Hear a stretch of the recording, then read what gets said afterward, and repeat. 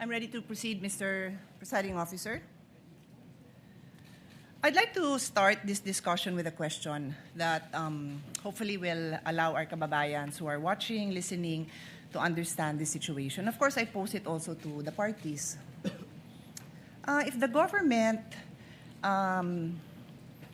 had in mind that there's a business, and of course, a particular businessman or businesswoman who is violating a lot of laws pertaining to the operation of their business, be it customs law, BIR, regulations, can they just proceed and pwede ba silang basta na lang mag-request ng dokumento o mag-file ng kaso na requiring the businessman and the corporation to produce those documents? Pwede ba? So yun ang pag-isipan natin, no? Kasi yun ang tanong eh. Similarly, ginagawan ko lang ng ibang analogy para maintindihan ng mga kababayan natin. So this is the essence,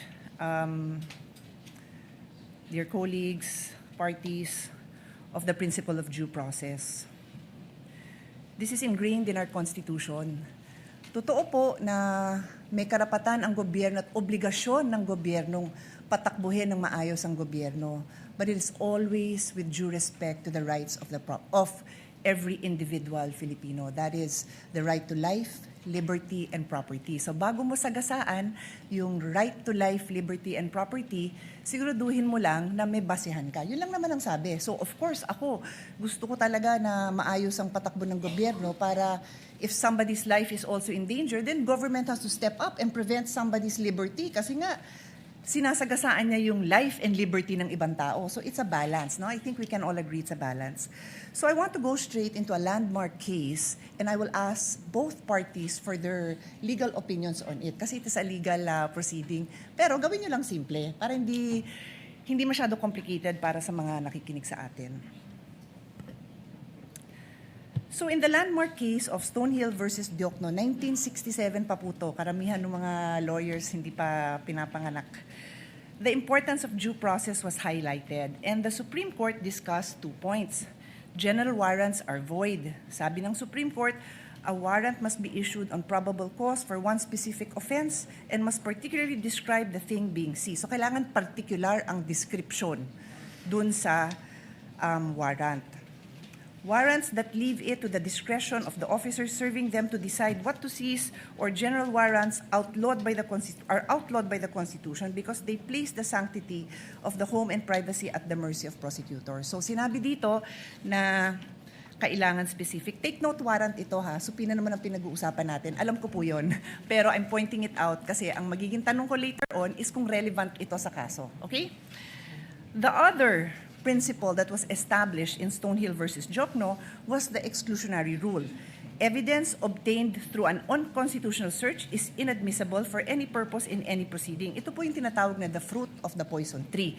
Pag nakuha mo yung information dun sa bawal na paraan, kung ano yung information mo, bawal ipakita yon. And this is where I need to get guidance from the presiding officer. If I'm allowed, I don't have to name names, to share the discussion that we had in caucus para lang mabanggit ko na ito yung mga provisions of law na napag-usapan. Am I allowed to do that? Would you like me to approach you? Please let me know because I will abide.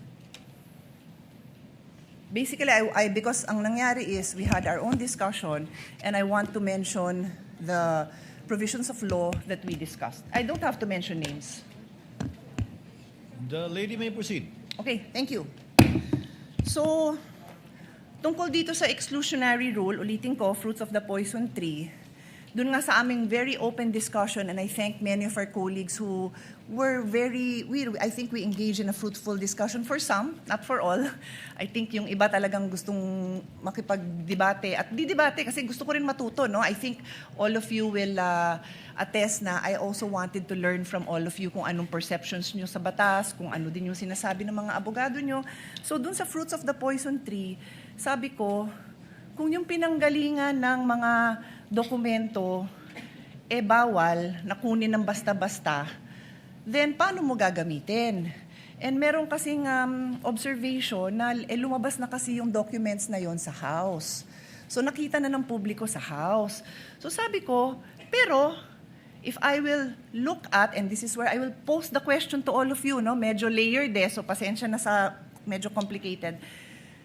Yung isang concern ng defense na nabasa ko is that hindi nag-allege ng ultimate facts. Hindi klaro kung ano yung naging kasalanan at hindi na-identify ng maayos itong facts na to that lead to a conclusion of law.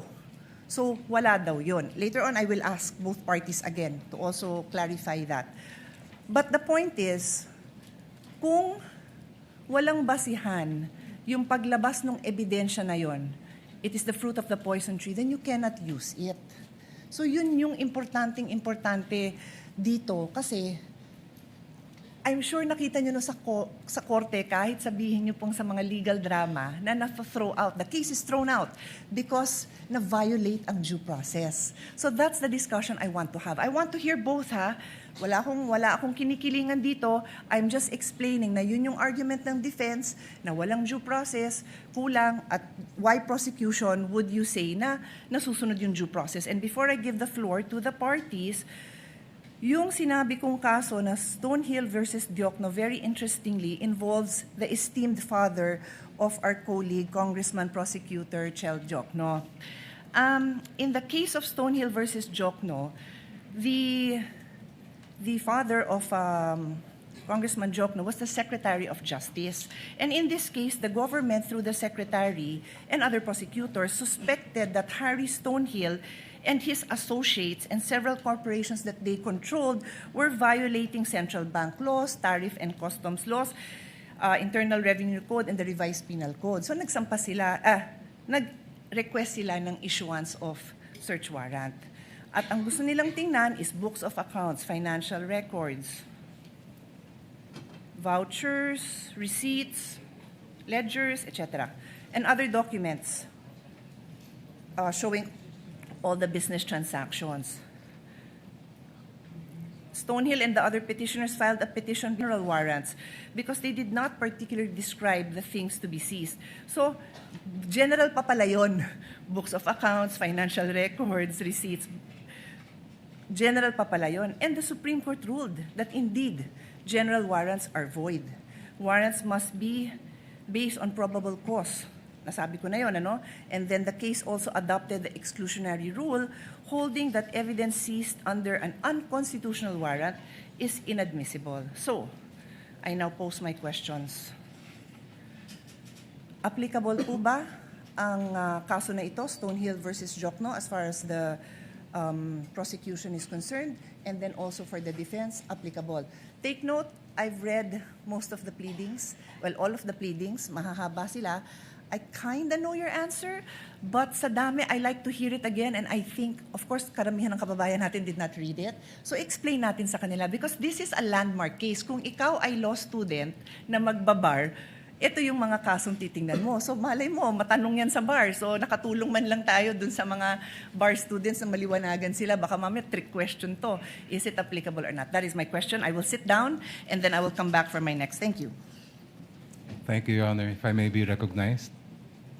The member of the panel of prosecutors may proceed to give his answer. Thereafter, the counsel for respondent may do so as well. Iba po ang konteksto ng search warrant na naging main issue sa Stonehill versus Diokno. Sa konteksto po natin na sabina ang pinag-uusapan. Ang search warrant po, ang governing law po dyan ay nasa Bill of Rights natin, Article 3, Section 3. At kaya siya nandun dahil very invasive po ang search warrant. Pag ang isang judge ay nag-issue ng search warrant, pwedeng pasukin yung opisina o yung bahay ng person involved, pwedeng halungkatin yung lahat ng mga gamit niya doon sa kanyang opisina o sa kanyang bahay. Kaya po naglagay ng maraming limitasyon ang ating konstitusyon dahil marami ng pang-aabuso, marami ng mga halimbawa ng pang-aabuso na nangyari kahit noon pa. Iba po ang pinag-uusapan natin ngayon. Ang pinag-uusapan natin ngayon ay subpoena. Hindi po ito license to enter an office or to search any place. Ito po ay mismong humihiling lang ng mga dokumentong nakasulat sa loob ng subpoena. Therefore, the contexts are very different. When we speak of a search warrant, I do agree there should be very specific limitations on how that warrant can be enforced. Pagdating naman po sa subpoena, meron din po yan, but that is not governed by the Constitution. It's governed by Rule 21 of the Rules of Civil Procedure, which basically provide that for a subpoena to be valid, it must be relevant and it must be definite. Ibig po sa relevance ay may kinalaman na may kaugnayan yan sa mga kailangan patunayan ng mga facts. At pagdating naman sa definiteness ay klaro kung anong mga iba't ibang dokumento ang hinihingi. In our case, we respectfully submit, Your Honors, that we have met both the standards of relevance and materiality. The BIR records, the bank records, and the records of the Anti-Money Laundering Council are relevant to the facts in issue pertaining to the charges of unexplained wealth. Hindi po natin malalaman kung talagang merong unexplained wealth ang Vice President kung hindi natin mabubuksan yung kanyang mga bank records, kung hindi rin natin makikita at mailalatag ang anti-money laundering at BIR records po nila. And insofar as definiteness is concerned, we have specified the particular documents that we are requesting, and we have included as well an explanation of why those are important. Kaya sa aming pananaw po ay we have satisfied the requirements for a subpoena duces tecum. Thank you. Mr. Presiding Officer, before we recognize the defense, just a quick follow-up question. Hindi ko may lapit eh. Bigyan ko ng time na bulungan muna siya ng kasama I'm niya. sorry, Your Honor. Okay na kayo? No, it's okay. It's okay. Senator Judge Pia, would you like the counsel for respondent to answer? Not yet, Mr. Not yet. Yeah, my Okay. request was if Okay. I'll just ask a follow-up question. You may proceed, Thank ma'am. you. Thank you for that. I appreciate His Honor's response. May I simply point out, and again, please give me your explanation. Tama ho yung pagkambanggit nyo na yung nature ng search warrant very invasionary, di ba? Because it requires that pasukin yung bahay, halugugin yung gamit. Pero hindi kaya invasive din yung paghalughog ng records? Is that not extremely parallel? I mean, is it not very similar in the sense that what is being questioned now are the very essence of somebody's savings, earnings? So, which we have to agree, I think there's no doubt that that is protected, but in fact, His Honor is saying that it would fall under the police power. So, imbis na papasukin mo sa bahay na nandun yung mga dokumento, you will do the same by asking these agencies, whether it is the BIR, the banks, or AMLA, to now reveal these documents. So that's my question. Is it in the prosecution's, is it the point of view of the prosecution na iba yun? Hindi ba invasive yun? Kayo gumamit ng word na invasionary, no, but I'll use invasive, I think. Yeah. Anyway, please answer, and then we'll give the floor to the defense, Mr. Presiding Officer. Counsel for the panel for prosecutors Thank may you, Your answer as he pleases. Yung pong search warrant, kung ano man ang makuhang ebidensya doon, ay direktang binibigay po yun sa court, and that is now considered as evidence by the court that issued the search warrant. Iba po ang subpoena, dahil pag naglabas ang isang hukuman ng subpoena, itong mga records ay hindi po siya considered yet as evidence. Yan po ay ipoproduce lang, dadalhin lang po sa korte, and now it is up to the parties, and I refer to both parties, to decide which of those documents may be relevant in terms of the evidence that they are that they need to present. Yung pong nakikita po natin sa subpoena, it is not in any way invasive because, as I mentioned earlier, as pointed out by Senator Enrile when he was the presiding officer in the Corona trial, we are simply having those documents produced. The admissibility of those documents will only be determined after if offered by the parties. Kaya po sa aming mga pananaw ay malaking-malaki ang pagkaiba ng search warrant sa subpoena.